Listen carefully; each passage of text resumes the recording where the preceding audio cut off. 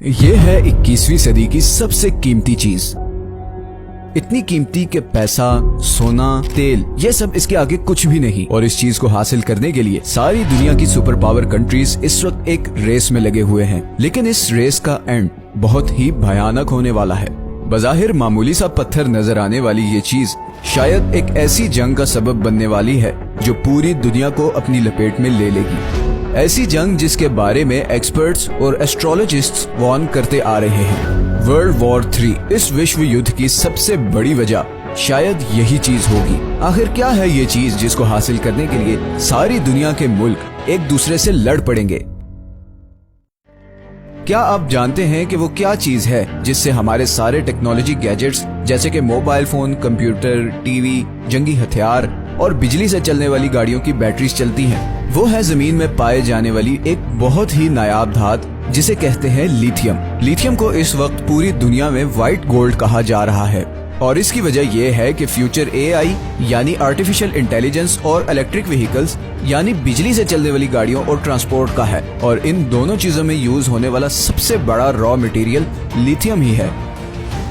अगर हम अमेरिका की बात करें तो इलेक्ट्रिक गाड़ियों की सेल हर साल 40% बढ़ रही है और प्रेसिडेंट बाइडेन ने हाल ही में यह टारगेट दिया है कि 2030 में जितनी भी गाड़ियां अमेरिका में बेची जाएंगी उनमें से 50% इलेक्ट्रिक कार्स होंगी। जैसे जैसे इलेक्ट्रॉनिक्स पर दुनिया का इन्हिसार बढ़ता जा रहा है वैसे वैसे रिचार्जेबल बैटरीज की डिमांड बढ़ती जा रही है और इसके नतीजे में सारे बड़े कंट्रीज के दरमियान लिथियम के रिजर्व्स तलाश करने की दौड़ भी बढ़ती जा रही है। अब यहाँ सवाल ये पैदा होता है कि इस बढ़ती हुई लिथियम डिमांड की वजह से एक वर्ल्ड वॉर कैसे छिड़ सकती है। ये सवाल हमें लिथियम से जुड़े एक फंडामेंटल मसले की तरफ ले जाता है जिसे हम इंग्लिश में कहते हैं स्कार्सिटी, यानी किसी चीज की शदीद कमी होना।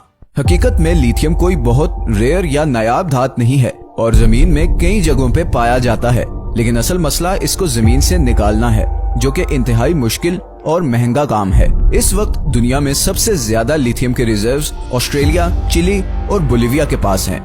चौथे नंबर पर चाइना आता है। चाइना दुनिया का 80% लिथियम प्रोड्यूस करता है और इलेक्ट्रिक कार्स की बढ़ती हुई डिमांड को पूरा करने के लिए बहुत एक्टिवली दूसरे कंट्रीज में लिथियम रिजर्व बनाने में मगन है, जिसमें अफ्रीका के बहुत से कंट्रीज भी शामिल हैं। इसी तरह चाइना की नजर अफगानिस्तान के लिथियम रिजर्व्स पर भी है और उनको हासिल करने के लिए वो अफगान तालिबान के साथ ऑलरेडी डायलॉग स्टार्ट कर चुका है। 2030 तक चाइना तकरीबन 100 और लिथियम आयन प्लांट्स लगा चुका होगा, जिसका मतलब ये है कि दुनिया की 85% लिथियम बैटरीज चाइना बना रहा होगा।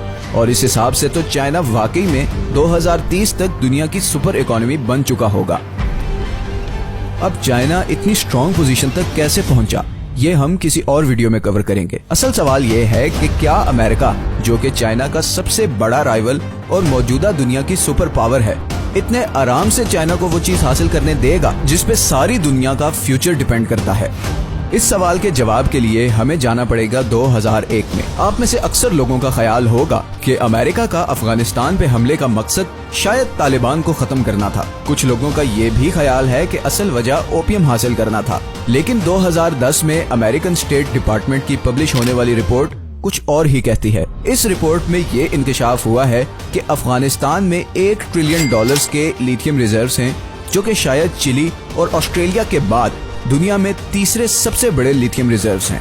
और अमेरिका के अफगानिस्तान में घुसने की असल वजह थी यही लिथियम रिजर्व्स, क्योंकि इस वक्त अमेरिका के पास रिफाइंड लिथियम के सिर्फ 8% रिजर्व्स हैं और इलेक्ट्रिक कार्स की डिमांड को पूरा करने के लिए अमेरिका को लगभग 5 लाख मेट्रिक टन लिथियम की जरूरत है। और दूसरी तरफ ही अमेरिका के अफगानिस्तान से जाने के बाद चाइना ऑलरेडी अफगानिस्तान पे नजरें गाड़ी बैठा है। इसीलिए चाइना अफगान तालिबान से बातचीत कर रहा है और अफगानिस्तान के लिए बड़े बड़े पैकेजेस अनाउंस कर रहा है, क्योंकि उसकी नजर उस व्हाइट गोल्ड पे है जो फ्यूचर में दुनिया की तकदीर बदलने वाला है और उसे एक सुपर पावर बनाने वाला है। इसीलिए बहुत से एक्सपर्ट्स के मुताबिक अफगानिस्तान से अमेरिका का निकल जाना शायद ऐसा ही है जैसे अमेरिका ने खुद अपने हाथ से फ्यूचर की सुपर पावर सीट चाइना को दे दी हो।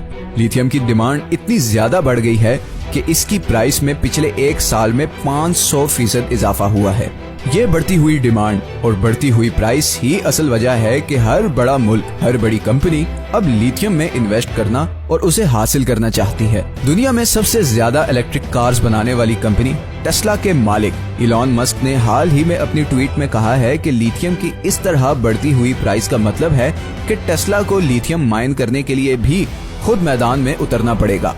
इस सारी सूरत हाल को देखते हुए ऐसा लगता है कि अमेरिका खुद को इस वक्त शायद उसी पोजीशन पर ले आया है जिस पोजीशन में 1941 में जापान था और उसने पर्ल हार्बर पर हमला किया था।